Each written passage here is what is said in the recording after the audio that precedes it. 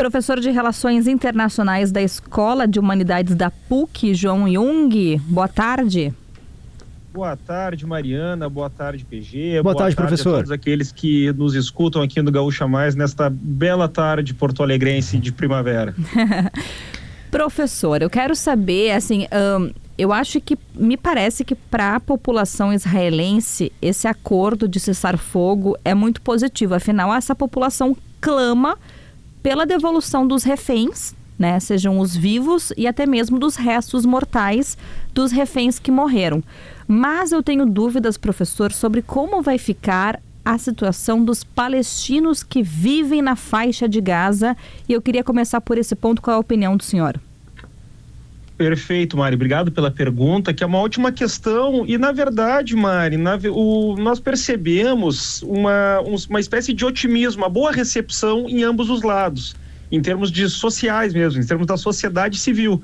Porque muitas vezes é aquilo o que os governantes, né, ou que, digamos assim, os representantes concordam, não representam a sua sociedade. No caso ali, percebe-se que os dois lados estão felizes. Inclusive já tem vídeos, tem manifestações, pronunciamentos. Desculpa te interromper, notícia de agora. Desculpa te interromper, professor. O chefe do Hamas em Gaza declarou agora, neste momento, o fim da guerra com Israel. É uma informação que chega agora. Khalil...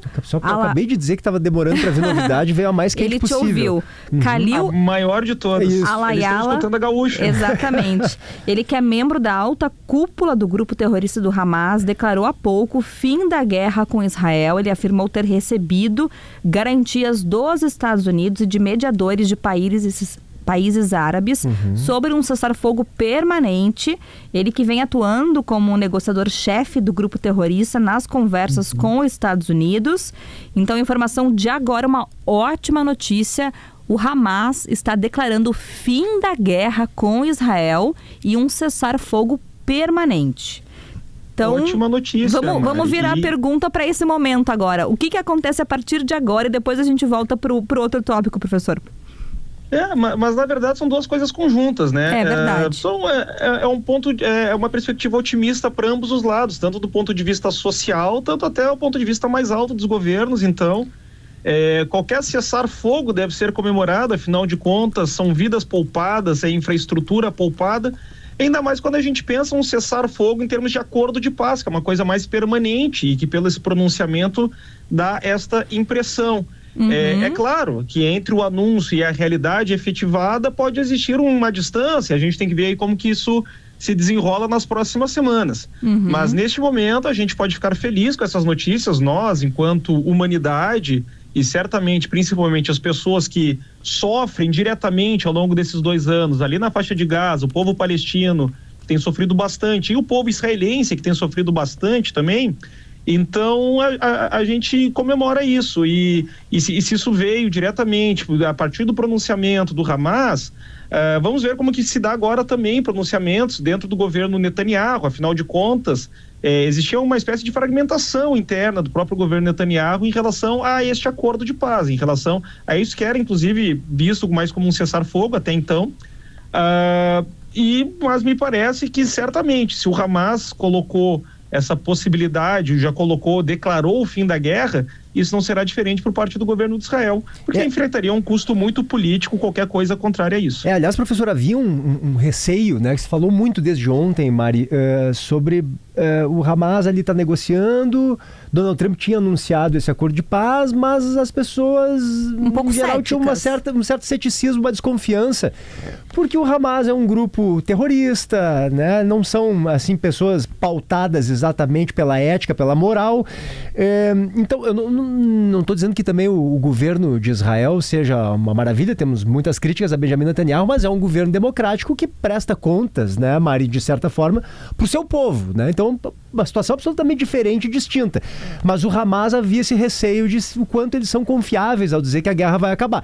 Agora, quando a Mari traz essa notícia, né, de que é um comunicado oficial do líder do Hamas, o senhor acredita que essa possibilidade passa a ser bem mais clara? O senhor diria que de fato acabou?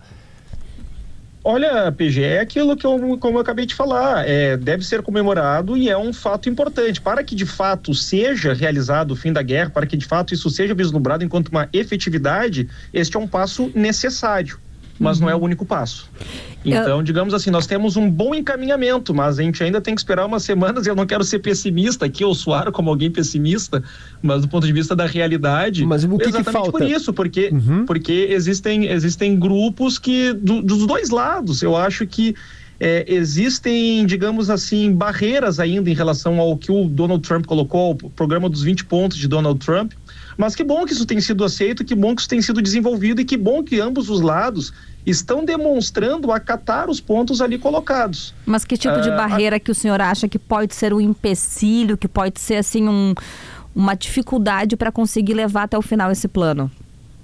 Perfeito, Mari. Para a gente poder pensar, digamos assim, uma paz duradoura, uma paz mais de longo prazo, de fato, uma resolução da questão ali vigente, porque é uma questão que transcende muito esses 2 anos, né, do ataque do 7 de outubro. Existem questões ali estruturais muito mais profundas. E o ponto positivo é que os 20 pontos colocados por Donald Trump, eles tocam isso. Que seria o quê? Seria a criação do Estado palestino e a solução, enfim, dos 2 estados, como proposto para a ONU lá em 47 e 48, inclusive com um papel importante do Brasil. E, ao mesmo tempo, a desmilitarização e o desmonte do Hamas, por outro lado. Ou seja, por parte do governo de Israel, há uma dificuldade em aceitar a criação de um Estado palestino, né? Que isso seria seguir, na verdade, o que foi colocado, a resolução da ONU. Então, isso não é aceito até então pelo governo israelense. E, do ponto de vista palestino, a dificuldade está nesse desmonte do Hamas. Novamente, estamos vendo passos sendo dados neste caminho. Se todos os passos serão dados, esperemos que sim. Mas, como a gente sabe, política internacional é um campo traiçoeiro, em que as coisas nem sempre acontecem como deveriam acontecer. Mas os passos estão bem encaminhados. Eu ainda quero falar mais, imagino que tu também, Mari, sobre Donald Trump, mas o senhor mencionou um ponto ali que eu acho importante sempre a gente abordar e esclarecer, né? Por que o governo israelense tem essa resistência, não aceita um Estado palestino, né? Já que muitos judeus, inclusive, entendem que essa é uma demanda absolutamente legítima. Perfeito, PG. Essa é uma excelente questão e na verdade, essa é a questão mais estrutural de todas. Porque o que existe ali é um conflito que se alarga ao longo de décadas pelo não cumprimento por parte de Israel em relação ao que foi colocado pela resolução da ONU, a resolução dos 2 estados, que também não foi aceita pela Palestina inicialmente e que teve toda uma série de embrólios ali e uma série de ataques e conflitos. O próprio Hamas, por exemplo, ele surge em 1987, né? Não é tão antigo se a gente para pensar, ele vem depois de momentos como a Guerra dos 6 Dias, por exemplo, lá em 1967, que são conflitos de ambos os lados por território, nenhum dos 2 lados respeitando o que seriam as delimitações territoriais estipuladas pela ONU. E estipuladas pela ONU, colocamos aqui pela comunidade internacional, enfim. Mas nesse momento, professor, por que o governo Benjamin Netanyahu ainda resiste tanto a essa possibilidade de um Estado palestino? Porque essa é uma questão que, inclusive, segue a linha do partido, Likud. Então, é uma questão partidária, uma não aceitação da existência de um Estado palestino. Sim, tem um grupo político também que sustenta Benjamin Netanyahu que não aceita, né? E ele precisa desse grupo para se sustentar no poder. Enquanto representante, enquanto uma espécie de porta-voz desse grupo, que não é apenas o Likud, tem os Shas, tem outros partidos envolvidos também.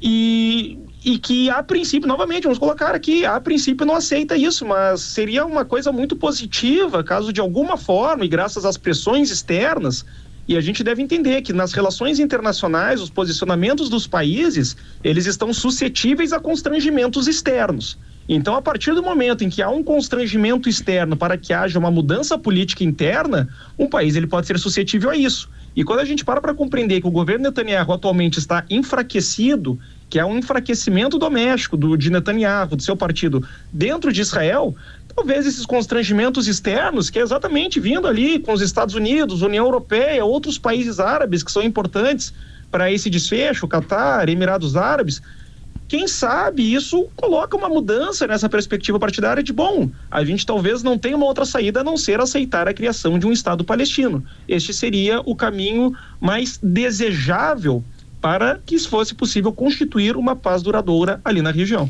Eu vou voltar para minha primeira pergunta, né? Porque Israel, a principal demanda do governo israelense no momento é ter os reféns de volta. E ao que tudo indica, isso vai acontecer nas próximas horas, nos próximos dias. Agora, a próxima etapa desse cessar-fogo, desse acordo de paz, que é a criação de um Estado palestino, aí, professor, eu sou um pouco cética, tá? Porque então, aí entra o governo dos Estados Unidos, que diz que vai desmilitarizar a região, né? Tirar o Hamas da faixa de Gaza, que eu não sei se vai conseguir de verdade, profundamente, e criar uma espécie de um conselho de paz que o Donald Trump nomeou, que é um governo de transição, que vai ter até o ex-ministro, né? O ex-primeiro-ministro britânico, Tony Blair, enquanto se constitui um Estado palestino. Na visão do senhor, isso vai se concretizar ou a gente ainda vai ter muitas dificuldades em relação à Palestina, à presença do Hamas na faixa de Gaza? Perfeito, Mariana. E eu concordo com tudo que tu colocou, e era essa constituição que a gente está traçando aqui conjuntamente, nós três, desde o início, de que existe aquilo que é o esperado, existe aquilo que está sendo demonstrado, inclusive existem passos sendo dados na direção correta, mas se esses passos vão chegar onde devem chegar, é difícil a gente prever isso, e é difícil quando a gente compara isso historicamente. Por isso eu concordo contigo. É muito difícil que, de fato, exista essa concordância da criação do Estado palestino, por mais que existam esses constrangimentos externos, assim como é muito difícil que o Hamas aceite, de fato, ser desmilitarizado, que o Hamas aceite não fazer parte de uma coalizão governamental futura da Palestina. Então, por isso que, apesar de existir momentaneamente um otimismo, e deve ser comemorado, porque, novamente, por mais que sejam alguns dias, mais que sejam algumas semanas de paz, e depois retorna o conflito, algumas vidas foram salvas, algumas infraestruturas foram salvas, algumas ajudas humanitárias entraram, que essa é uma questão urgente, essa é uma questão colocada, inclusive, que o primeiro passo agora, a primeira ação, vai ser entrar caminhões de remédios, de alimentos, de água, para uma população extremamente desprovida destes bens há anos, ali na faixa de Gaza.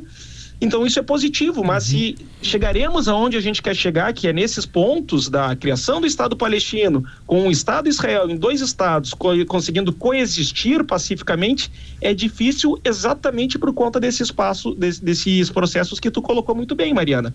Então o que eu penso agora é que a gente possa ter o otimismo da esperança, mas ao mesmo tempo a gente sempre tem que ter uma espécie de pessimismo da razão para não achar que o fim de fato aconteceu, porque o Hamas anunciou que aconteceu o fim da guerra. Existem processos futuros que devem ser desenvolvidos para que de fato a guerra chegue ao fim. Professor, a gente tem mais um minutinho, a gente está conversando com o João Jung, que é professor de Relações Internacionais da PUC. Eu queria que o senhor comentasse brevemente sobre o papel de Donald Trump e que tipo de benefício de ganho político ele passa a ter, porque o Donald Trump que é um Nobel da Paz agora, né? Queria que o senhor avaliasse aí, porque ele é um líder visto como alguém bastante bélico, né? Muito agressivo nas suas abordagens, mas agora cumpre um papel aí importante para paz naquele ambiente ali do Oriente Médio. Queria que o senhor analisasse brevemente a postura dele e que tipo de ganho político ele recebe. Perfeito, PG. Concordo com a tua análise. De fato, uma pessoa que tem uma retórica agressiva, uma retórica em termos de política internacional agressiva, quando a gente pensa, inclusive, a forma como lida com as organizações internacionais, com alguns países, como o próprio caso do Brasil, no nível retórico e no nível prático, uma agressividade. Mas goste ou não goste do Trump, critique ou não critique o Trump, é fundamental reconhecer que ele teve um papel importante para que a gente chegue nesse estágio de uma cessão de hostilidade, seja ela duradoura ou não, em relação àquilo que a gente estava conversando até então. Mas Donald Trump cumpriu um papel importante para que a gente chegue nesse estágio, para colocar uma proposta na mesa, e uma proposta que possa, seja em todos os seus sentidos e só a história no geral, ou pelo menos em partes, foi cumprida. Ou seja, é uma coisa que teve uma efetividade. Donald Trump foi uma pessoa eficaz e auxiliou para que existisse uma efetividade de cessão, pelo menos momentânea, de hostilidades. Então, isso é uma coisa fundamental a gente reconhecer isso, e é claro, ele é o presidente dos Estados Unidos, existem capitais políticos, existem recursos políticos e capacidades de poder que Donald Trump consegue ter enquanto presidente dos Estados Unidos para fazer uma ação como essas. Qual que é o interesse de Donald Trump aqui? Existem alguns interesses cruzados. Tu mesmo colocou a questão do Nobel da Paz. Isso pode soar meio como meme, Mas não é meme. Donald Trump realmente quer o Nobel da Paz, principalmente porque o Obama ganhou o Nobel da Paz. Exatamente. Então ele não quer sair da presidência, de 2 presidências, sem ter tido o Nobel da Paz, assim como Barack Obama. Uma segunda questão é esse prestígio internacional dos Estados Unidos, que era uma questão que desde campanha ele criticava o governo de Joe Biden, dos Estados Unidos ser percebido como um país fraco, dos Estados Unidos estar num estágio de declínio frente a um governo fraco. Então, colocar os Estados Unidos como o país que conseguiu mediar a resolução de um conflito, que é um conflito histórico como esse de Israel e Palestina, traz um capital político para os Estados Unidos enquanto país. Coloca os Estados Unidos naquele lugar de o grande país respeitado pelos seus pares globais. E tem um terceiro motivo, que eu diria que é o motivo até mais importante de todos esses, que é um motivo doméstico, que é um motivo de responder a certos grupos domésticos que esperam de Donald Trump uma ação como essa. Lembrando que Donald Trump, desde a sua campanha, ele coloca: vou resolver o conflito Israel-Palestina, vou resolver o conflito Rússia-Ucrânia. Ele teve a conferência do Alasca, né? Faz 1 mês e meio agora, 2 meses, em que Putin foi ali, reuniu com ele tem feito ações nesse sentido também, não tem se demonstrado muito efetivo,